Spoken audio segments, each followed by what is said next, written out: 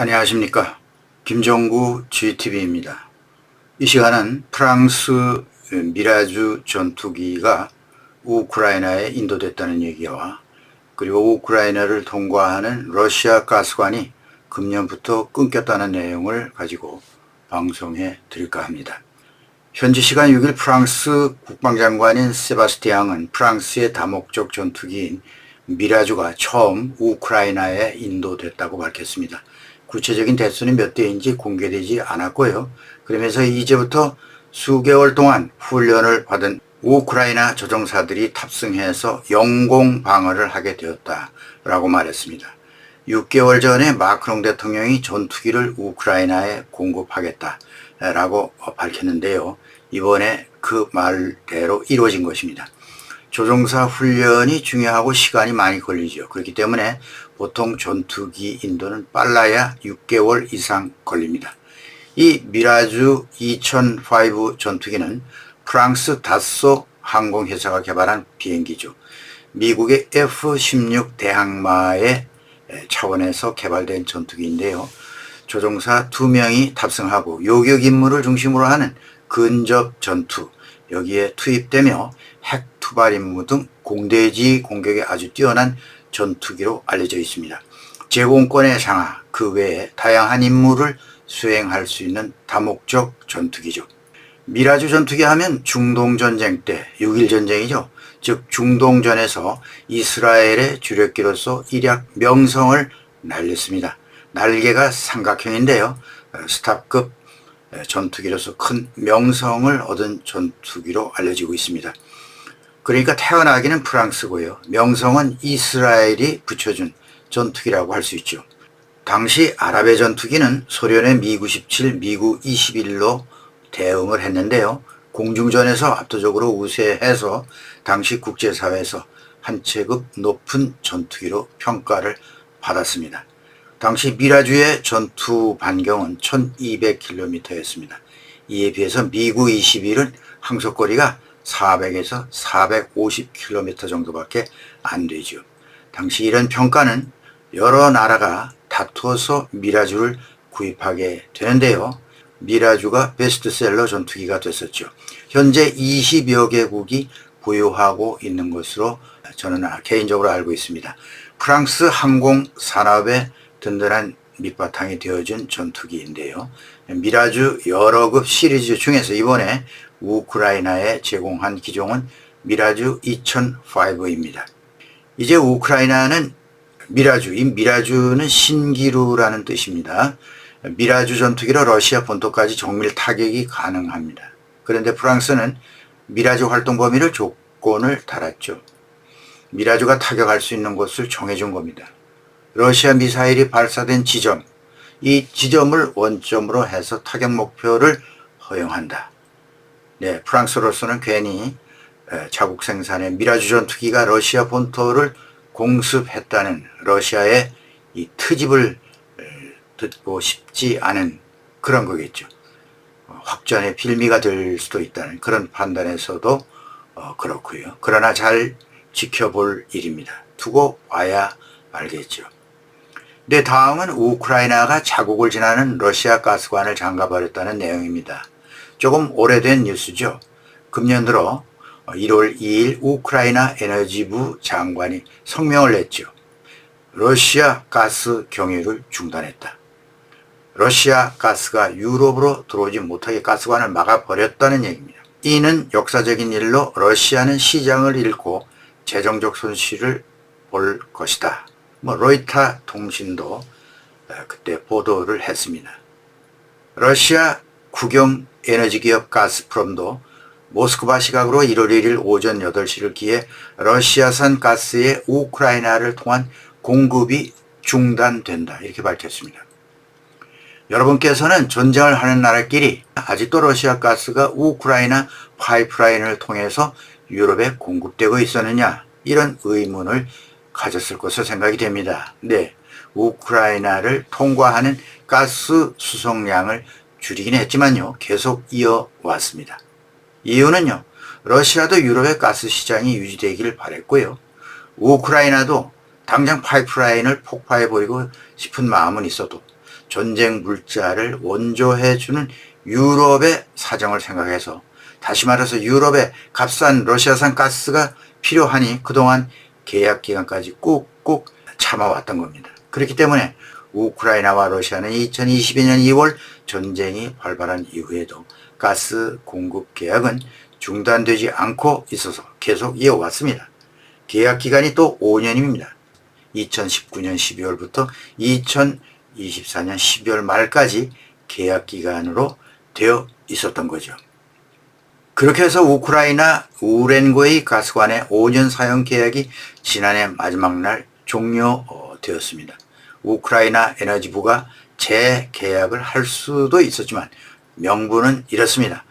우크라이나를 통한 러시아 가스의 공급이 국가 안보를 위해 중단됐다, 이렇게 강조했는데요. 말하자면 우크라이나를 지나는 러시아 가스가 유럽에서 벌어들이는 돈으로 우크라이나 전선에 러시아 무기가 된다, 그런 이유죠.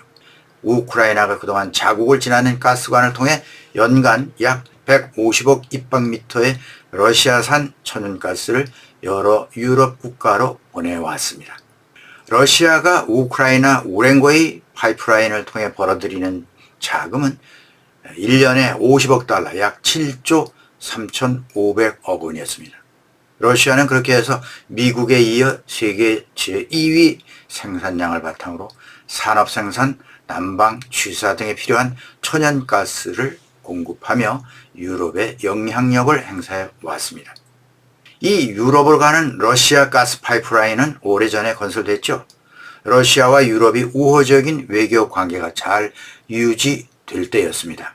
러시아는 1970년부터 독일 등 유럽의 자금과 기술력을 들여와서 시베리아 가스전을 개발하고 여기서 생산한 천연가스를 가스관 설비를 통해 유럽에 공급했습니다. 이렇게 해서 러시아가 독보적으로 유럽 에너지 시장의 영향력을 확대해 왔죠.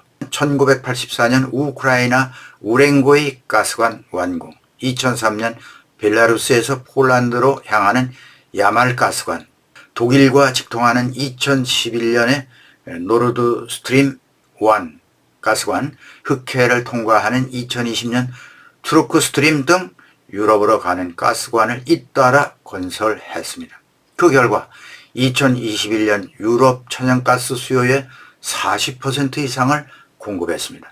우크라이나 침공과 러시아에 대한 제재가 본격화하기 전인 2022년 3월에는 앞서 언급한 대로 EU의 러시아산 천연가스 수입액이 53억 달러, 약 7조 8천억 원에 이르기도 했습니다. 이제 이 가스관이 전부 끊어져 버린 겁니다. 유일하게 유럽으로 보내지는 러시아 가스관은 튀르키예를 거쳐서 헝가리, 세르비아 등으로 향하는 트루크 스트림 하나만 남게 되었습니다. 당연히 러시아의 유럽 천연가스 수출 규모도 쪼그러들게 된 거죠. 갑자기 중단한 건 아닙니다. 1년 이상 EU 집행위원회는 이 중단 시나리오에 대해서 회원국들과 협력해 왔습니다. 이것이 중단되면 가스 공급은 어떻게 할 것인가? 그리고 EU 대변인은 우크라이나를 통한 가스 운송 종료가 EU 에너지 공급 안보에 미치는 영향은 제한적이다, 그리 크지 않다, 이렇게 결론을 내렸죠. 그러면서 영향을 받게 될 EU 회원국, 나토 회원국 체코, 헝가리, 슬로바키아 등과 몰도바에 대한 가스 공급이 영향을 받게 된다고 할지라도 운송 중단에 대처할 준비는 충분히 돼 있다, 이렇게 말했습니다. 한 달 지난 요즘 잠잠합니다. 그런데 친러 성향 회원국인 헝가리, 슬로바키아 두 나라가 가스 송위관 봉쇄에 강력 반발했습니다. 우크라이나 파이프라인에서 슬로바키아로 연결된 가스관은 오스트리아, 헝가리, 이탈리아 등으로 가스를 보내지는데요. 그 과정에서 슬로바키아는 짭짤한 교통비를 받아왔습니다. 그런데 이렇게 되니 슬로바키아는 수입을 잃게 되는 거죠. 로베스트 피처 슬로바키아 총리는 EU 집행위원회에 이 젤렌스키 대통령에 대해서 상응하는 조치를 취하라, 이렇게 항의 서한을 보냈습니다. 그리고 러시아를 깜짝 방문해서 푸틴을 만나기도 했죠. 무슨 사정이라도 했겠죠. 친러시아 국가 슬로바키아. 네, 헝가리 역시 오르반 총리는 잔머리를 굴렸다고나 할까요? 가스 계약이 체결되면 그 순간부터 러시아 가스가 아니다. 헝가리 가스가 아니냐. 그러니 헝가리산 가스로 표시해서 운송하자. 이런 묘책을 내기도 했지만 가스관 밸브를 쥐고 있는 우크라이나는 거부했습니다. 뾰족한 수가 안 보였던 거죠. 외신은 이렇게 보도했죠. 로이터 통신은 우크라이나를 통해 들어오는 러시아산 가스 전송이 중단되어도 가스값 상승에는 큰 영향이 없을 것이다 라고 전망했는데요. 그 이유는 사실 유럽 가스 시장은 이미 노르웨이, 미국, 카타르 등 국가에 점유율을 내주고 있었어요. 그나마 러시아는 이번을 계기로 해서 예상되어 왔던 유럽 시장 지배력을 완전히 잃어버리게 됐다는 평가입니다. 네, 러시아는 수출가스 40%를 소비해왔던 주 거래 지역인 유럽 대시장을 잃게 됨으로써 타격을 크게 입게 되었습니다. 중국 가스 시장이 출고가 될 수 있을지는 모르겠으나 유럽에 비하면 조족지혈이죠. 지체말로 조족지혈. 네, 러시아는 우크라이나를 왜 공격했을까? 우크라이나 침공이 일어나지 않았다면 노르드 스트림 2까지 연결되면 러시아의 유럽 에너지 시장 지배는 더욱 강화될 수 있었습니다. 우크라이나 침공을 일으킨 푸틴은 스스로 재발등을 찍은 결과가 되었다고 정용헌 전 아주대 교수가 평가했습니다. 푸틴에게는 이것뿐이겠습니까? 잃어버린 것이 서방의 제재를 받다 보니 잃은 게 한두 가지가 아닙니다. 푸틴에게 해답이 있다면 앞으로 가스를 팔아먹으려면 전쟁을 빨리 끝내야 한다는 얘기입니다. 슬로바키아는 아마도 정치적 이해관계에서 반발했다는 분석도 있습니다. 똑같이 러시아산 가스 공급이 끊길 처지에 있는 체코는 아무 소리도 없습니다. 왜 별다른 입장을 내지 않는지.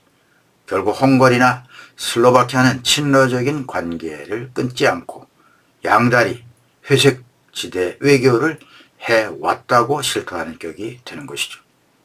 분명한 것은 러시아 가스가 가야 할 곳은 다시 유럽이 아닐까 생각이 되는군요. 더운 지방은 가스가 크게 필요치 않아요. 푸틴 전쟁을 끝내고 무고한 생명을 더 이상 희생시키지 말고 러시아 국가를 정상적인 나라로 되돌려서 러시아 경제에 큰 비중을 차지하고 있는 천연가스 문제를 해결하는 길로 들어서야 할 것 같군요. 네, 오늘은 여기까지입니다. 시청해주신 여러분 감사합니다.